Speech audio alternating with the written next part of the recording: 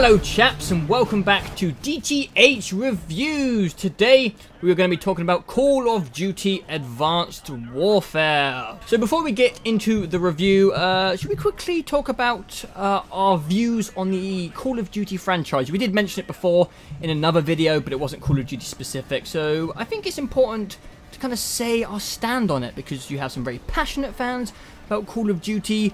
Both positive and negative passion. Yeah.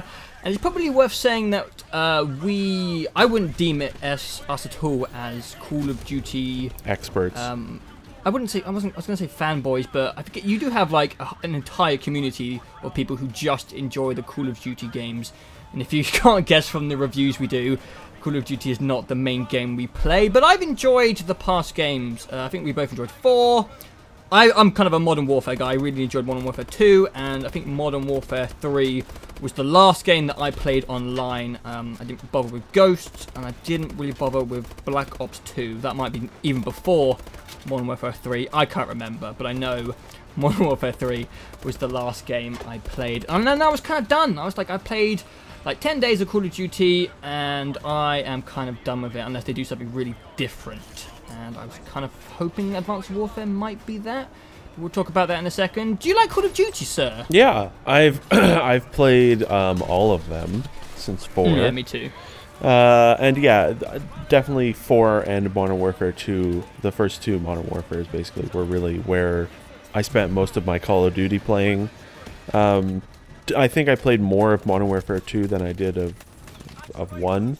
I did as well. Yeah, and the campaigns are great and the multiplayer I like great, all the campaigns. even though 2 was kind of broken after a while. And yeah, I have played the other... I mean, I've played every subsequent game, and I've touched each of those games multiplayer, but 2 was the last one I sunk time into. I played the same thing, you know, like 10 or 11 days worth of playtime in the multiplayer. And like I like Call of Duty. The campaigns are enjoyable. The multiplayers are really well made, and they're great. I just haven't stuck with it, and so it's sort of like a you know, the vicious circle of I haven't played it.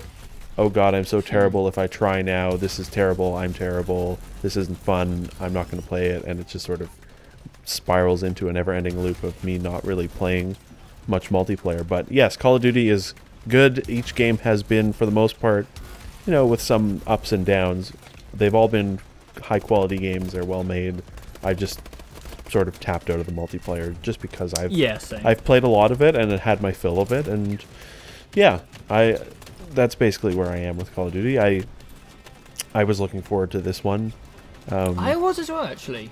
I thought it might rekindle my love for the franchise. I was sort of thinking, well, I mean, it was primarily the campaign stuff I was looking forward to, but the increased movement abilities also seemed they were attractive, because I like more movement abilities and faster multiplayer. So I don't know, we should probably just get right into it. So let's start out. You jump into the campaign, and it's kind of the usual cinematic shooty stuff, but you have the new movements. In the first level you get the new movements, which is like the double jumping and the, I guess, thrusting to the side, or whatever you call it. And the first thing I noticed is they really, really sci-fi'd it up, like heavily. Like every single element of the game had a fun sci-fi futuristic twist, which is probably one of my favorite parts of the campaign. And I mean everything from like the weapons to the grenades to the movement to the enemies to the vehicles. And I think we'll go into some other aspects, but that was my favorite part of it, was going through and seeing all these very small twists on everything that we have been used to from these games. And yeah, I'm a sci-fi guy. I really liked all the subtle variations in kind of everything you picked up in the game. I liked the smart... Well, actually, no, I didn't like the smart grenade at all. It was pretty shit. I liked the threat grenade. There is some very fun technology that they throw around. There's lots of little sort of devices that your teammates use in the campaign to do things like, you know, this like fabric cover, or this thing that sees through walls, or a mute charge. Oh, I really like the mute charge. Mute charge is a really cool idea, yeah. And most of the weapons are pretty normal. There's a few. There's like a laser. There's that one shotgun that's just, I don't even know what it is, but it's like an air blast or something. Yeah, that was fun. The weapons aren't all that different, but the Exo is really what they, you know, they took that to the max with the future stuff. And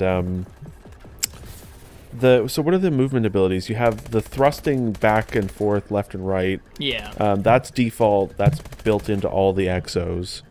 You have that at all points, but then you have basically 2 loadouts that they sort of specify for each mission. You don't have any choice in the matter. Yeah.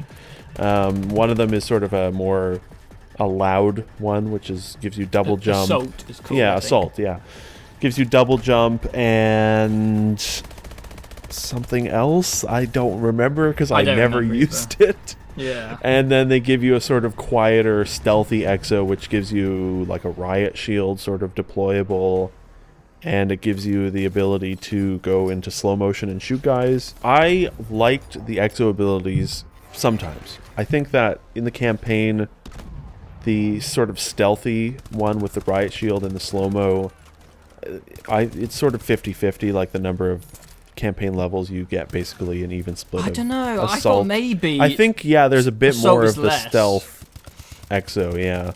But I basically never used that stealth Exo abilities at all. Like the shield, maybe once, and the slow-mo maybe 3 times throughout the entire campaign. Yeah, I don't know the point of the shield. Like, you can't shoot from it, so I'm not sure why you would use it. Yeah, I guess to gain health or something. I don't know. Sure. Yeah, if you don't have any cover and you're out in the open, perhaps. But maybe it comes in useful if you play it on veteran, because I played it on normal. Yeah, I have no idea. But yeah, the stealth one, I don't know. I didn't think it was really useful because it's Call of Duty. I mean, you're running in and shooting guys very non-stealthily and very loud, and using the riot shield and not being able to shoot is weird. But I thought the assault Exo one with the double jump and the Sonics, that's the one. I don't know what that did. It like causes them to grab their head for a few seconds. Never use that. It was mainly the double jump. I really liked the double jump. Yeah. It definitely doesn't come up as much as I'd have liked because it was so much fun. There's only maybe 6 or 8 levels that give you double jump, but I thought the double jump was really a blast because it gives you their levels are way more vertical, and it allows you to just get around so much faster, and you can get up above of guys and jump on them and land on them, or jump on a car and shoot them. And I thought that stuff was really, really enjoyable. I did like it. I remember the first mission I got it, I picked up a shotgun and I was kind of jumping around while shotgunning people, and it felt hilarious and I really enjoyed it. And then they would take it away from you for the specialist missions. I was just like, come on, I want to jump around like an idiot.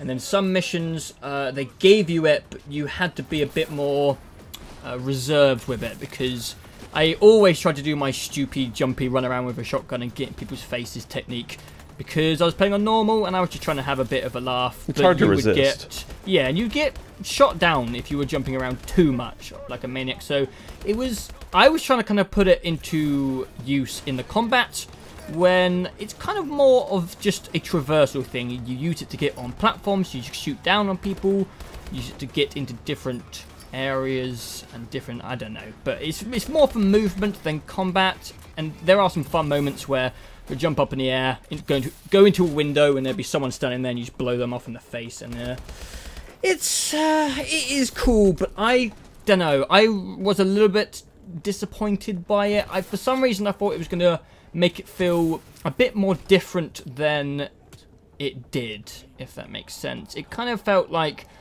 Call of Duty, but with double jumps, which I know is kind of a weird thing to say, since that's exactly what it is. It is, yeah. Yeah, I kind of thought it was going to make it feel a bit more different. But I still did enjoy the implementation. Freedom of movement is never a bad thing. I thought the one Exo thing, which they only give you twice, is the grapple ability. Oh, yeah. I thought that was probably the coolest part, because there's two missions where you get it. One is a stealth mission, and the other is a much louder, action mission. And it's basically a grapple hook on your exosuit that allows you to hook onto basically any ledge that you can see in the environment. And the stealth section was really fun because that was a good level. It was just like get to this point, and it was this huge open level, and you could get there however you wished. And then the action-y bit, you were sort of having to kill these big heavy enemies with the grapple hook. And it was the same sort of thing, like, I'm just going to grapple up here and then fly over there and then kill this guy from behind. And I really wished that they had used the grappling hook a bit more, because it sort of took the increased player movement to the max, because you could just zip around the battlefield really, really quickly. You could also grapple enemies from cover and pull them in. Yeah. That was fun. That was probably the highlight for me with the Exo stuff, was that with the 2 missions with the grapple hook. Yeah. That's the Exo bit. What else? Campaign really is the focus for us, I think. For us personally, yeah. Yeah, just for us. Like we said, Kevin Spacey, when they announced it early in the year, and the trailer was just like, we got Kevin Spacey! And I was like, you got Kevin Spacey? I am in! Yeah. Kevin Spacey is one of the all-time greats, and you get him in your fucking Call of Duty game. I am there. Well done, whoever did that. It's a good get. It's a great gimmick. Putting a big, well-known, recognizable actor in there is a fantastic gimmick. And it is really... it is a gimmick. Because he's not there a lot. And when he is there, he's not really doing anything incredible. Because the writing is Call of Duty writing. And yeah, it was very... just going to say, it was very... like Frank Underwood 2.0. Well, yeah, I mean, his character is like, if House of Cards went on for 9 more seasons, this is probably where he'd be. Yeah. That's a good shout. But yeah, the writing was sort of like, he obviously actors can do better when they have really good writing to work with. So he did very fine for what he had to work with. I think some of his performance stuff is a little let down by the complete and utter lack of eyeball animation. There was something strangely off about his face. I'm not sure what it was, but a lot of the cutscenes look really good. Like the facial stuff on the main characters looked spot on. But I don't know. I don't know if they only had Kevin Spacey for 1 day and they tried to get it all done quickly. But his face looked just like a tiny bit off. I think it's a combination of things. The first being they didn't spend much time giving his eyeballs any life. And when you do that, it immediately throws everything into Uncanny Valley, and you aren't sure what's wrong with his face. Because, I mean, there are scenes where he is emotional, and he's just got these cold, dead doll eyes. And that really, completely lets down his entire thing. I think it's mainly just... You say his face is weird because you know exactly what his face looks like in real life. And so you're just getting an ever so slightly digital version of his face. It's small. The pre-rendered cutscenes look incredible. They're full-blown CGI. Motion capture is unbelievable today. Technology is pretty crazy. That first pre-rendered cutscene with Kevin Spacey where they have their drinks after the highway mission. It looks... If I were walking by, I would not think that it was digital, which is pretty impressive. The story is the story. You have a private military corporation, and it's very predictable. It is, yeah. Every plot turn was very predictable. Kevin Spacey's motivations were predictable and understandable, and I also thought he wasn't that bad of a guy. No. I like it when games and films do kind of a twisted morale character. Yeah. You're like, is he bad or is he good? So it's he's a capitalist. He wants to make money. What do you expect him to do? Yeah. So I think the story it wasn't bad at all. I thought it was pretty solid. Not as good as some of the previous ones, but one thing I want to say, I actually really like the characters. I really like the characters in this game. I can't remember any specific characters in a Call of Duty game since, I don't know, 5 years ago. Yeah, I remember Captain Price, and I remember Ghost from Modern Warfare 2, and that's it. But I'm not sure if you noticed, but they didn't switch between characters. They did that a lot in the previous games. So I actually got quite attached to my little team. The British guy and the Russian lady. Yeah, I really like the characters. And if there is a Advanced Warfare 2, which I'm sure there will be, I hope they reoccur in it. Because, yeah, I like them. I think it ticks most of the usual Call of Duty campaign boxes, which is 6 hours. Yep. It's cinematic as hell. It's very varied. It's usually paced pretty well. Some missions stand out more than others. You have the usual vehicle missions, and then some when you're on your feet, and then some when you're doing stealthy stuff. It was kind of, it followed the same formula, added a sci-fi twist, new characters. It did what they usually do. It's kind of like Marvel. You know, Marvel brings out films that kind of play out the same way, but they're fun every time. Yeah. It's kind of the same thing. I would call this one of the better Call of Duty campaigns. It's a good one. It Disappointing ending, in my opinion. The ending is shit, but it's very that's weird. Okay. Bizarre. It's like they just kind of ran out of ideas and were like, let's finish it right here. Yeah. It was a bit weird, but apart from that, pretty good. Yeah, we should definitely like move on to really. Did we talk for a long time? Yeah, I mean that's only been like 12 minutes talking about campaign. Yeah, but it's the bulk. It's the bulk for us. The big thing that, you know, for the majority of people playing Call of Duty is multiplayer. Yeah.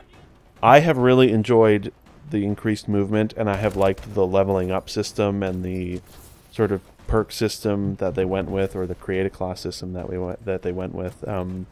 I know, however, that you feel a little differently about the movement ability. So why don't you cover that, and then I'll go into what I like about the sort of the minutia of some of the things.